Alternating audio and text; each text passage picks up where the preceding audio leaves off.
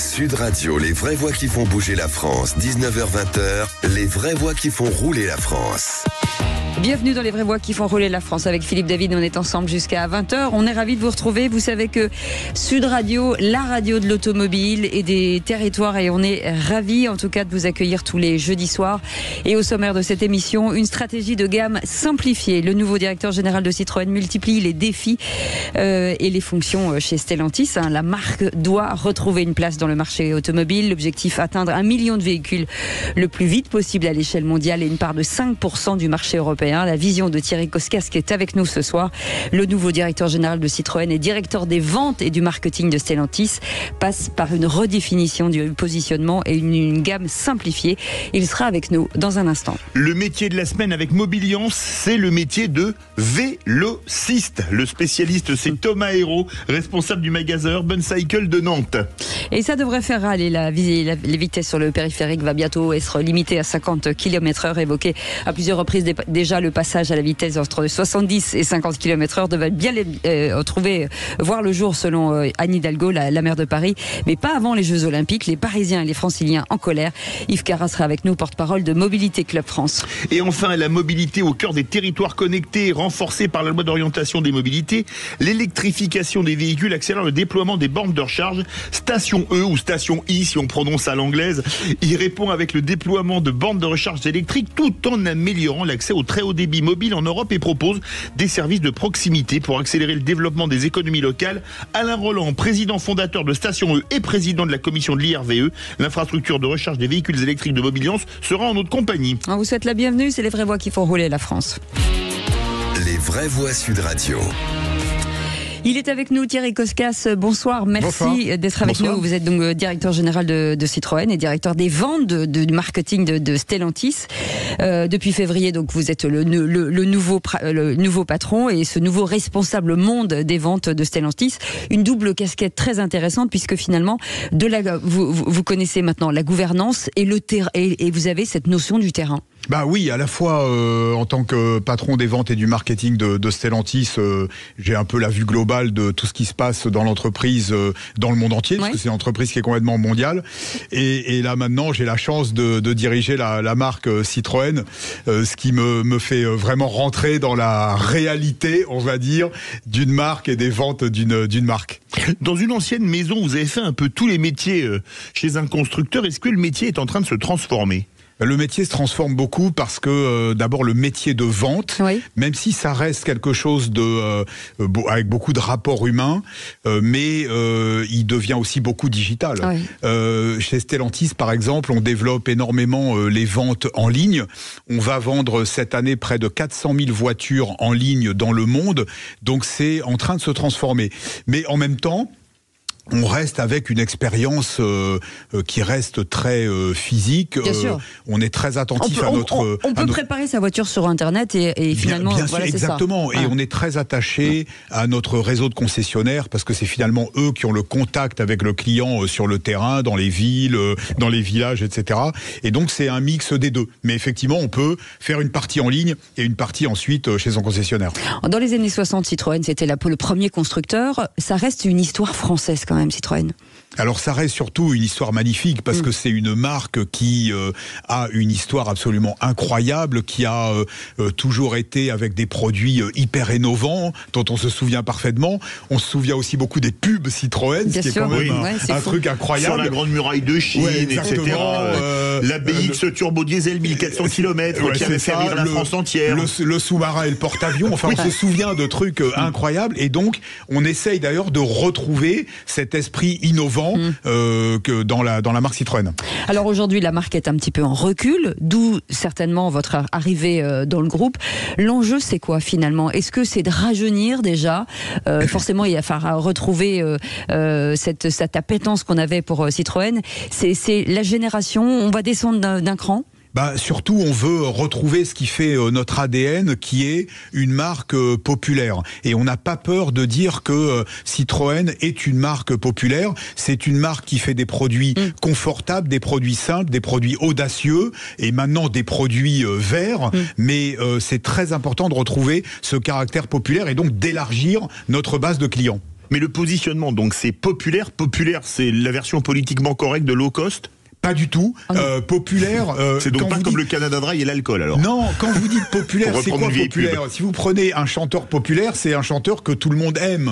Et on veut on veut d'abord être une marque que les gens aiment, et on veut surtout rendre la mobilité accessible au plus grand nombre, offrir des solutions de mobilité accessibles au plus grand nombre. Mais ça ne veut pas dire, par exemple, de faire que des petites voitures. Citroën va continuer à faire des petites voitures, des voitures familiales, des véhicules utilitaires pour les clients professionnels. Donc on va continuer à avoir une gamme très large, mais on veut être une gamme qui rend la mobilité accessible au plus grand nombre, et y compris en électrique d'ailleurs. Comment se positionne finalement la marque dans le groupe Stellantis? Parce que beaucoup de marques aujourd'hui, on a décoiffé un peu Citroën finalement en prenant les voitures un peu chic côté DS. Comment on se positionne?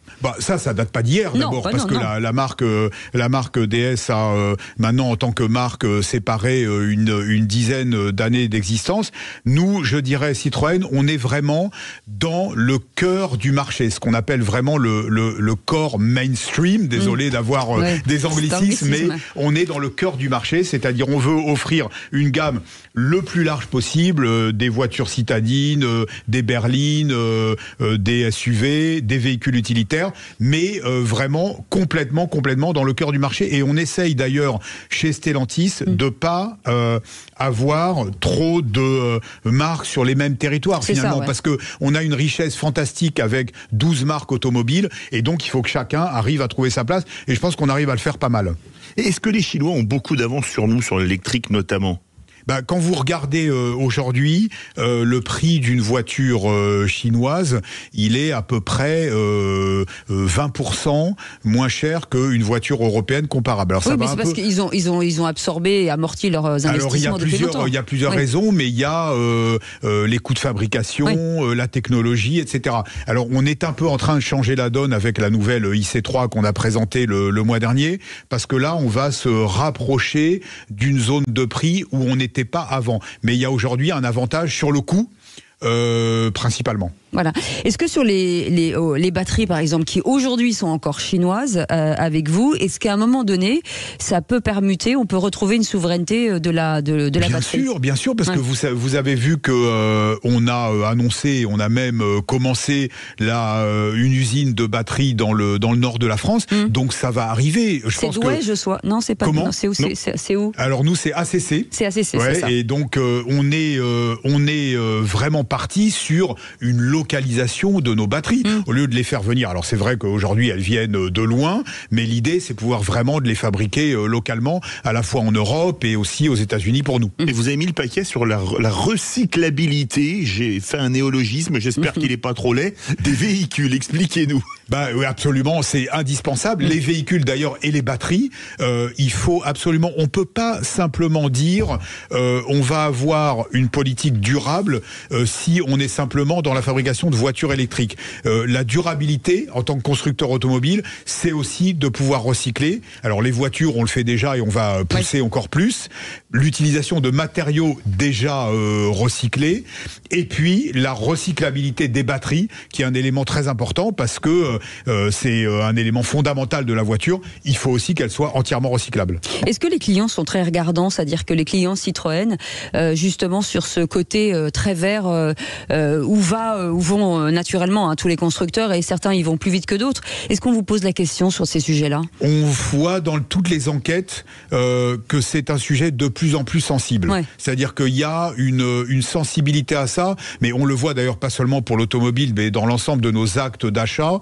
Et donc c'est un argument aujourd'hui important de pouvoir dire, vous voyez, j'ai utilisé tant de pourcents de matériaux recyclés pour faire les sièges, pour faire etc. Ça commence à rentrer vraiment dans la tête de nos clients et dans leurs préoccupations. Thierry Koskas, quand on regarde le positionnement dans le groupe Stellantis, et on va dire par exemple que DS cible Audi, quand on regarde le positionnement de la nouvelle C3, la cible c'est plutôt la Spring et la future C3 Aircross plutôt le Jogger. Est-ce que la cible de Citroën c'est Dacia aujourd'hui? Je dirais ça dépend des produits. Nous, ce qu'on veut, c'est proposer des produits qui soient abordables au plus grand nombre.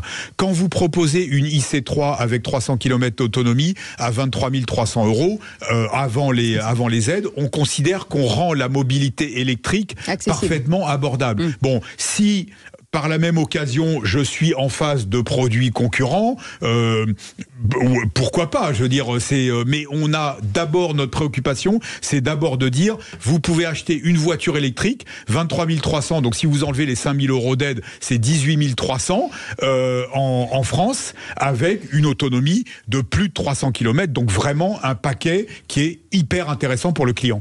La projection pour Citroën des modèles à venir, on se projette en 100% électrique quand, par exemple? Alors, bon, je pense que d'ici 2030, on sera principalement électrifié. De toute façon, ça va venir.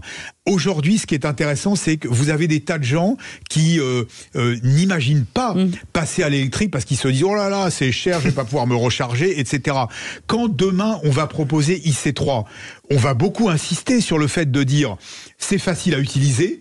C'est pas cher et donc vous auriez tort de vous en priver. Et donc on compte très rapidement pousser beaucoup l'électrique parce qu'aujourd'hui, des tas de gens qui ne pensent pas à acheter une voiture électrique vont se dire mais pourquoi pas ? Ouais. Est-ce que la pédagogie doit être faite par les constructeurs, par les revendeurs? Est-ce qu'il y a une formation justement pour inciter, parce que le but n'est pas d'obliger les gens, c'est de les inciter et de leur montrer que finalement c'est sympa à conduire, que c'est facile, et ça c'est aussi votre travail? Absolument, et j'ai demandé à mon réseau de concessionnaires que tous les vendeurs, on a un petit test pour qui vendent des voitures électriques, que tous les vendeurs aient la note maximum. Pourquoi ? Parce que il faut dédramatiser, il faut expliquer aux clients. Vous savez, moi j'utilise une voiture électrique au quotidien. L'autre jour, la semaine dernière, je suis parti dans le nord de la France, tranquillement, j'ai été me recharger au milieu sur l'autoroute, etc. Je ne sais pas si c'était une board de mon collègue ici,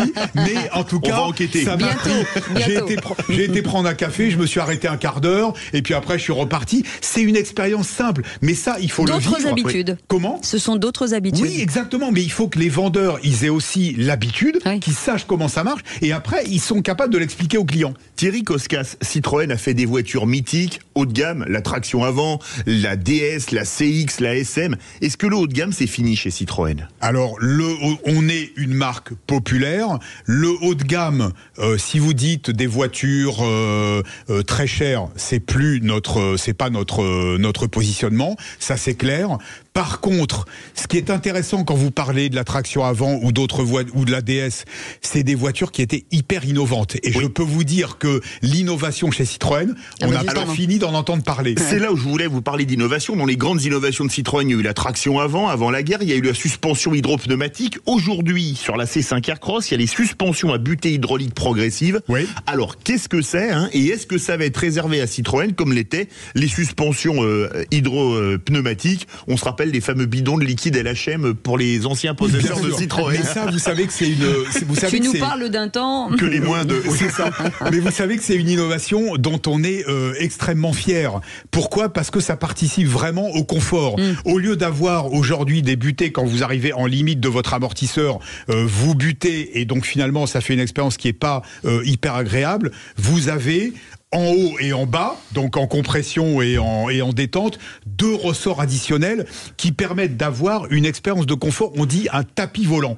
On compare souvent Citroën à un tapis volant. Et donc, je peux vous dire que moi qui conduis une Citroën tous les jours, avec ma IC4, j'ai vraiment cette impression de tapis volant. Et ça, c'est vraiment une expérience qui est intéressante et qui est concrète pour le client. Un client, nous, ce qu'on dit à nos revendeurs, c'est quand un client vient, vous lui faites essayer la voiture. Quand on essaie une Citroën, on se dit mais l'expérience, c'est incroyable. L'expérience de confort, elle est juste magique.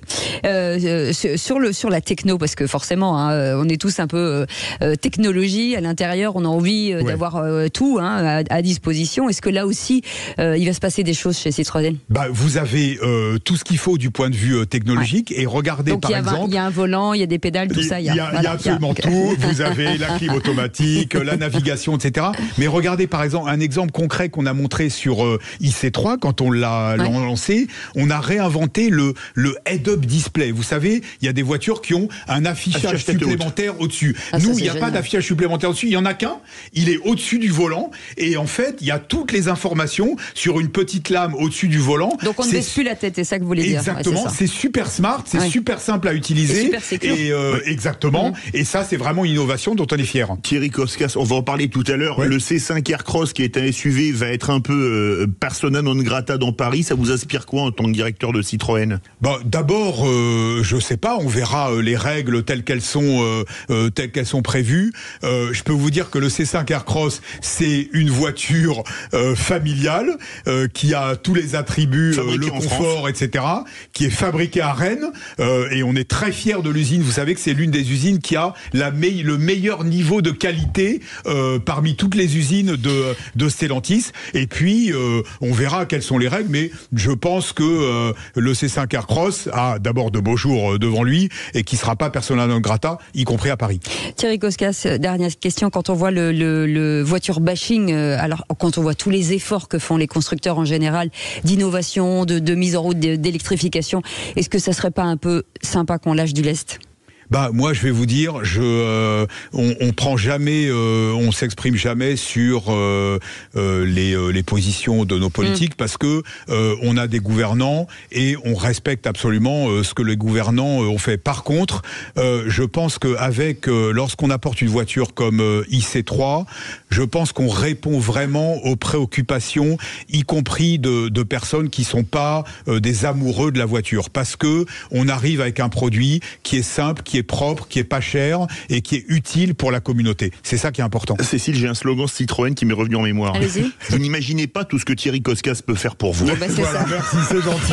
Merci beaucoup Thierry Koskas d'avoir été avec nous, directeur général de Citroën et directeur des ventes du marketing de Stellantis. Merci mille fois, beaucoup de succès pour Citroën. Dans un instant, on va revenir sur le métier Mobiliance. Et ce métier, c'est le métier de vélociste. Oui, ça existe. Oui. On en parle dans quelques instants. À tout de suite. On est ravis de vous retrouver, c'est les vraies voix qui font rouler la France. Pas mal de sujets. On était il y a quelques instants avec Thierry Koskas, le nouveau patron de Citroën France, et tout de suite le métier de la semaine avec Mobiliance, et on parle d'un métier assez étonnant. Oui, c'est un métier, je ne connaissais pas le nom, c'est le métier de vélociste. Bonsoir Thomas Hérault, vous êtes responsable du magasin Urban Cycle, je le prononce à l'anglaise, désolé, de Nantes. Bonsoir. Bonsoir. Alors le métier de vélociste, c'est un secteur important pour que la filière cycle. Plus de 2500 entreprises, plus de 4500 emplois, plus de 700 personnes formées et diplômées et plus de 1500 professionnels accompagnés en formation continue. Quel est le profil d'un vélociste ? Alors un vélociste, c'est quelqu'un qui est indépendant, qui va être spécialisé justement dans la vente de vélos, aujourd'hui vélo classique, vélo sportif, mais également vélo électrique, et également la réparation de tout type de vélo. On est là pour apporter des conseils sur l'utilisation de son vélo. Alors la sécurité, c'est un enjeu crucial à vélo, particulièrement en ce moment avec les jours qui raccourcissent. Ils sont d'ailleurs de plus en plus courts et les changements d'heure. La première chose à vérifier, c'est l'éclairage. Qu'est-ce que c'est qu'un bon éclairage sur un vélo ? Parce que souvent on en voit qui sont pas très bien éclairés. Alors il y a l'éclairage sur le vélo, c'est vrai, mais il y a aussi l'éclairage sur les personnes. Le gilet jaune en agglomération, c'est assez important. Il est important de se rendre visible par les automobilistes. Aujourd'hui, on a des solutions pour que l'éclairage soit alimenté par le vélo, sur les vélos électriques, ou alors par un moyeu dynamo qui permet d'éviter d'oublier de recharger son éclairage sur ça. Est-ce que vous conseillez le casque quand même ? Parce que de plus en plus, j'ai l'impression qu'il faudrait le rendre peut-être obligatoire.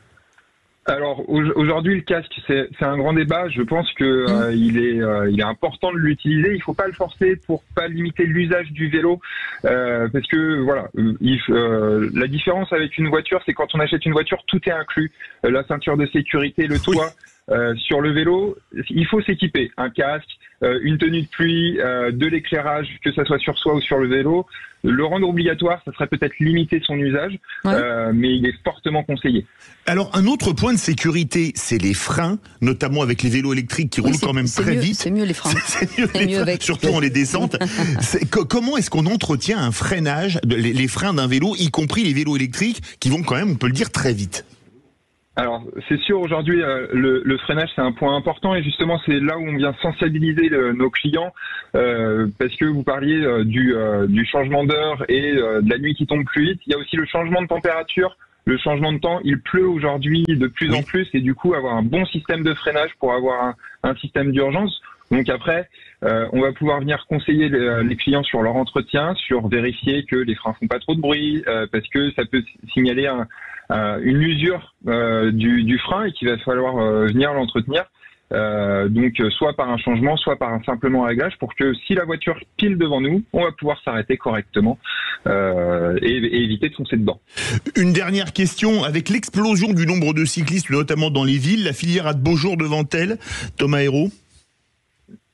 Oui, et elle se professionnalise. Vous parlez de la formation. Aujourd'hui, on a des techniciens qui sont de plus en plus certifiés et du coup de plus en plus professionnels parce que les technologies évoluent chaque année et du coup la filière a de beaux jours. Et puis surtout dans les grandes villes où la place de la voiture est de moins en moins désirée.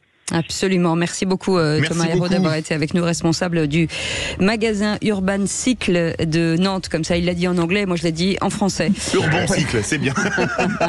Allez, vous restez avec nous dans un instant. On va revenir sur cette information où le périphérique à Paris, finalement ça préoccupe que les Franciliens et les Parisiens, pourrait passer de 70 km/h à 50 km/h.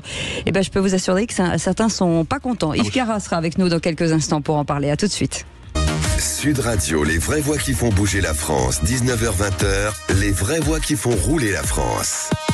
Et c'est vraiment qu'il faut rouler la France avec Philippe David. On est ensemble jusqu'à 20h. La vitesse sur le périph' pourrait éventuellement, en tout cas, être limitée de passer de 70 à 50 km/h. Ça devrait arriver après les Jeux Olympiques. On va en parler avec Yves Cara, porte-parole de Mobilité Club France. Bonsoir, merci d'être avec nous. C'est un serpent de mer, cette information. On en entend parler depuis quand même pas mal de temps. Et là, la décision pourrait tomber. D'abord, est-ce que finalement, ça rentre dans les prérogatives de la maire de Paris? C'est pas elle qui décide si on met 50 ou 70 km/h. Oui, tout à fait. Ça doit passer par le préfet déjà, qui doit donner son aval ou pas, et ensuite voter au Conseil de Paris. Bon, on peut imaginer effectivement que le vote passera, et encore, il faut voir. Mais en tout cas, il y a l'aval du préfet de Paris. Ça va être un héritage des Jeux Olympiques. Voilà, un de plus, pas forcément le meilleur, mais c'est pas encore sûr, effectivement. Oui. Le record du 100 mètres ne sera pas battu, en tout cas, sur le périph'. Une question, la vitesse, c'était à 90 à l'heure jusqu'en 2013 sur le périph'. On est passé à 80 en 93, donc. On est passé de 80 à 70 en 2014, maintenant 50. Comment expliquer qu'en 30 ans, on soit passé de 90 à 50 km/h alors que les voitures sont beaucoup plus sûres qu'il y a 30 ans? Exactement, beaucoup plus sûres, moins polluantes. Et il y a de plus en plus de circulation, et de passer de 90 à 70, ça a malheureusement pas amélioré la fluidité et pas amélioré le bien-être simplement. Donc voilà, pourquoi est-ce qu'on a baissé cette vitesse? On ne sait pas trop. Alors ce qu'il y a sûr, c'est que c'est dangereux le périph' pour les deux roues, essentiellement, pas tellement pour les voitures. Je pense pas qu'on se tue vraiment en voiture sur le périph' parce qu'il n'y a pas des vitesses excessives. Non, mais beaucoup d'accrochages. Il y a beaucoup d'accrochages, beaucoup d'accrochages, mais c'est en deux roues, c'est excessivement dangereux.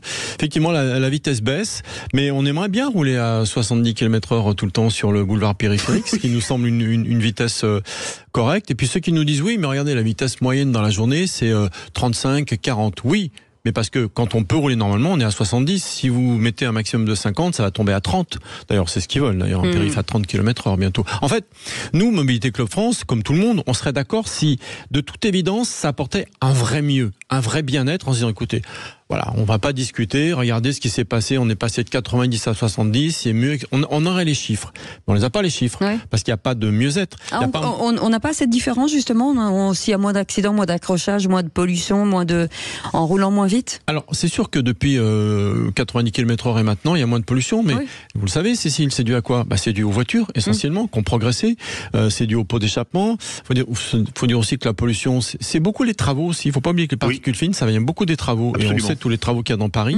Donc, ok, la voiture prend sa part. Malheureusement, passer de 80 à 70, ça n'a pas fait baisser l'accidentalité. C'est dommage. On aimerait que ce soit aussi simple. Donc, en fait, ça apporte pas grand-chose. Et franchement, 70, ça nous paraît tout à fait raisonnable. Et c'est intéressant pour la fluidité, en tout cas, des villes. Ouais, mais malheureusement, ça n'a pas amélioré la fluidité. On s'en rend bien compte. On nous dit que ça va baisser le bruit et la pollution. Mais à 50, on va être sur un rapport type 3e vitesse. Donc, le moteur va tourner plus vite. Ça va faire plus de bruit qu'à 70 en 4e. Et on va consommer plus. On sera tous en électrique. Ouais, et objection, votre honneur, en fait. Parce que on est beaucoup voilà, la plupart des voitures sont quand même en automatique maintenant. La voiture gère très bien tout ça. Et sur cet argument-là, moi, j'y vais pas parce que je me dis, bon, on va pas pinailler sur la 3e, la 4e, sous régime, etc. Il y a beaucoup de voitures maintenant modernes, mais de plus en plus, surtout à Paris, où on a un pouvoir d'achat un petit peu supérieur, donc on est beaucoup en automatique. Non, en fait, ce qu'il faut rappeler, c'est que la voiture qui pollue le moins, c'est quand on est en vitesse stabilisée. Oui. On voit bien, quand on a le compteur en phase de consommation, qu'en phase d'accélération, on monte facilement à 15 litres, si on accélère un peu. C'est pour ça, évitons les accordéons, fluidifions la circulation, et là, il y aura beaucoup moins de pollution, c'est évident. C'est le moment de parler de ça, en fait, avec tout ce qui se passe autour de la voiture, de créer de l'animosité sur un sujet qui est quand même très explosif, la voiture. Oui, de plus en plus. Ouais. Vous savez, j'ai lu d'ailleurs ce matin dans le Parisien un article où il parlait justement de ces 50 km/h des SUV payés plus cher, etc. On apprend que vous lisez déjà, c'est une bonne nouvelle. Ouais, j'allais très lentement. Je prends un article dans la semaine. Je choisis, puis je le colorie et tout avec les crayons de couleur, c'est bien. Non, je fais tout bien comme il faut. Non, il parlait de l'aménagement du canal Saint-Martin. Qu'est-ce qui était dit dans le titre qui reflétait l'article?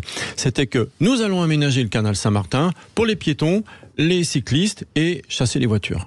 C'est ça, en fait, l'organisation de la mobilité. Et encore une autre émission que je fais aujourd'hui, c'était pour le Figaro, vous voyez, je parle pas que du Parisien, c'était pour le Figaro TV, où il y avait un psy c'était très intéressant parce qu'il disait qu'en fait, et cette approche est vraiment bien, on est dans le dressage, en fait. Il parlait des adolescents stressés en Ile-de-France. Et il dit, mais vous savez, et on avait beaucoup parlé avant de circulation, et il disait, en fait, on est dans une phase de dressage. On veut obliger les gens à faire des choses qu'ils ne veulent pas faire. On a besoin de la voiture plutôt que de faciliter, en fait. Et elle est de moins en moins polluante, et tant mieux, mais plutôt que d'organiser, de faciliter, on veut chasser à coups de fouet. Donc on dresse. C'est très, très inquiétant, je trouve, ça, cette philosophie. Il y a un autre sujet outre le périphérique, c'est le stationnement avec les SUV. Alors ça y est, j'ai une pointe au cœur. Alors un SUV, c'est quand même problématique que ça va d'un C3 Aircross jusqu'à un Audi Q8. C'est toujours des SUV. Est-ce qu'ils vont être tous logés à la même enseigne, Yves Cara? C'est très bien résumé, effectivement, mettre le SUV. Faut savoir que le SUV le plus vendu en France, c'est le 2008. C'est quand même une petite voiture, ça. Maintenant, faut pas se cacher que sur certains SUV, effectivement, des très gros de marque allemande, on peut se poser la question. Par exemple, voilà, est-ce que c'est utile? En plus, l'habitabilité à l'intérieur, elle est toute petite. Il y a un coffre qui est pas du tout en proportion par rapport au gigantisme, à la taille de la voiture. Donc, voilà, on peut se poser des questions, mais mettre tout le SUV dans une seule et même case. Et vous savez d'ailleurs, cette votation citoyenne, et je suis pas le seul à le penser, elle est très amateur en fait. C'est-à-dire, ça me fait penser quand on était enfant, tu préfères ton papa ou tu préfères ta maman, quoi, tu vois, style. Bon alors, les SUV, oui ou non? Non, est-ce que les SUV vous dérangent plus que les autres types de voitures? Pourquoi pas? Ça pourrait déjà être une forme, de question qui se rapprocherait d'une sorte de logique. Mais mettre tous les SUV effectivement dans le même sac. Moi, j'ai un SUV, je suis au super éthanol et il est hybride. Oui, 50% en électrique dans Paris. Et le reste du temps, je pollue plus. Alors mon SUV, je vais payer plus cher quand même, alors que je fais tout bien comme il faut. Et je suis pas le seul. Oui, mais s'il est électrique demain, il n'y a plus de problème avec le SUV. Ah, si, parce que c'est la taille, en fait. Les arguments des détracteurs, c'est la taille, ça utilise plus de matière. Il y a limite, c'est 1600 kilos, a priori. 1600 kilos. Moi, celui que j'ai, il fait 1700, mais je vous dis, consomme pas. En fait, l'argument, c'est de la taille. J'ai la chance de pouvoir essayer pas mal de voitures avec pas mal de marques. J'ai essayé un break et une berline de différentes marques. Le break et la berline étaient plus longs que mon propre SUV et étaient à peu près aussi lourds. Donc, on va interdire les breaks et certaines berlines aussi. Donc, voilà, c'est méconnaître, en fait, les règles. Et puis les usages, quand on a des enfants, c'est compliqué. Mais les chiffres aussi. Il y a des SUV qui sont plus petits que d'autres voitures. Mais puis il y a aussi des gros SUV qui sont 100% électriques. Oui. Alors ça, je vais vous dire, c'est pas une bonne chose. Parce que faire une voiture, tout le temps, car non, mais oui, j'essaie d'être totalement objectif en fait. On peut pas dire oui à tout. Franchement, plus la voiture est grosse, plus il faut des batteries, plus la voiture est grosse, plus elle est lourde. Donc les voitures à batterie, déjà, on n'est pas pour sur tous les modèles, mais les très gros modèles à batterie, c'est une connerie. Et c'est pour la rime et ça tombe bien. Voilà. Bon, Est-ce que je voudrais vous poser une question, c'est mon ancienne vie. Vous posez des questions, vous? Oui. Bon, bah, alors je vais y répondre, alors allons-y. Est-ce que ça va pas rendre la vie invivable aux commerciaux? Moi, je me souviens, j'avais 2 valises de 20 kilos qu'on est obligé d'avoir une grosse voiture pour pouvoir les transporter, parce que sinon on prend la banquette arrière et le coffre. Acheter un J7. C'est très bien pour sortir la famille. Est-ce qu'on va pas dire aux gens, bah écoutez, maintenant, moi, vous seriez directeur commercial, tu vas plus dans le centre de Paris, tant pis, laisse tomber. Alors, l'argument d'un élu écologiste avec qui je débattais, il disait, écoutez, moi, il y a 30 ans, mon papa avec une R16, il était commercial et il s'en sortait très bien. J'ai dit, oui, bah, il y a 50 ans, on n'avait pas de salle de bain, on prenait un gant et on se lavait devant le lavabo. Pourquoi pas? Est-ce qu'on veut revenir à ça? Vous savez, si on adapte cette philosophie de coup de fouet, en fait, de dressage de la voiture au logement, par exemple, est-ce qu'on a besoin d'une maison de 300 mètres carrés pour 4 personnes? Oui. Puis est-ce qu'on a besoin d'une baignoire? Ça tombe bien, on l'a pas. On l'a pas. Merci beaucoup. Non, mais vous voyez, faut faire attention à cette limitation et à ce dressage. Si on l'adapte à d'autres situations, ça nous paraît tout à fait anachronique. Allez, vous restez avec nous, Yves Carra, porte-parole de Mobilité Club. On va parler une autre forme de mobilité, mais surtout de recharge, parce que ça c'est important, de recharge électrique. La mobilité au cœur des territoires connectés. Ça s'appelle Station E. Alain Roland sera avec nous dans quelques instants. C'est le président fondateur. À tout de suite. Sud Radio, les vraies voix qui font bouger la France. 19h-20h, les vraies voix qui font rouler la France.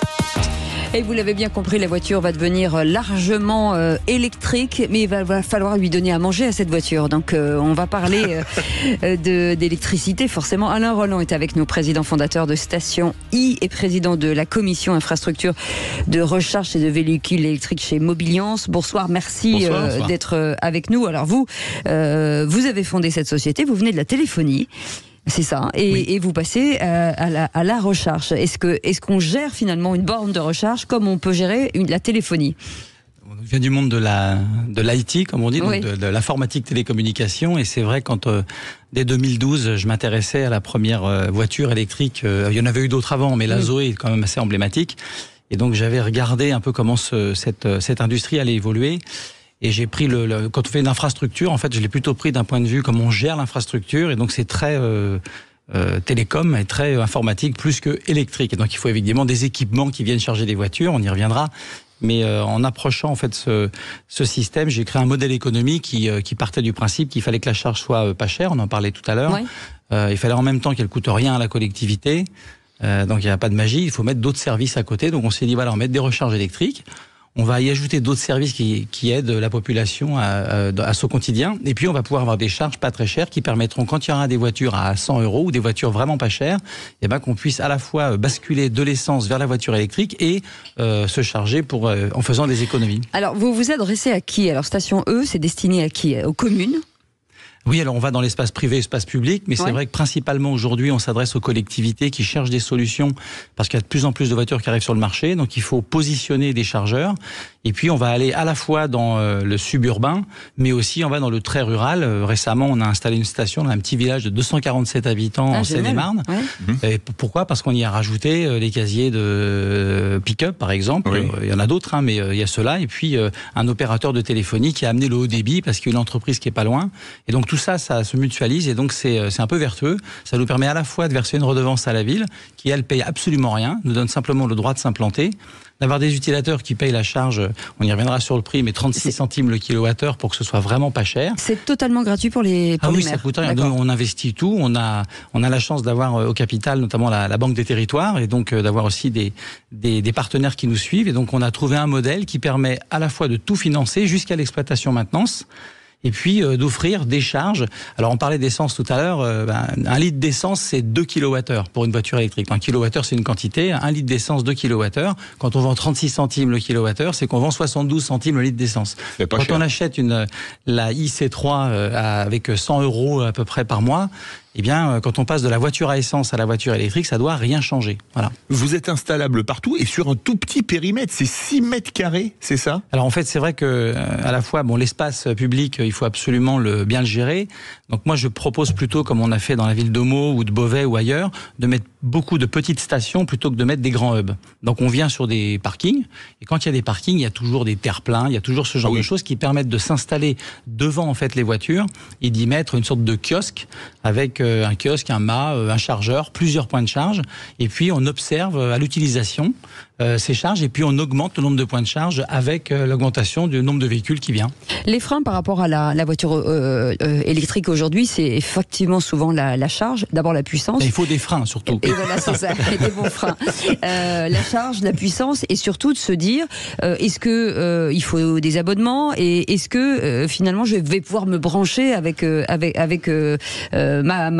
comment on dit, ma prise. Voilà, je vais chercher le mot. Merci beaucoup.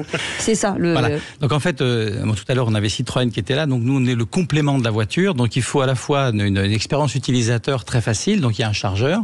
Il va falloir pouvoir à l'avenir avec n'importe quelle carte. Donc c'est le cas chez Station E. Quand on met une station, on peut venir avec n'importe quelle carte du marché. Il y en a plein que vous connaissez. Même une carte de crédit ?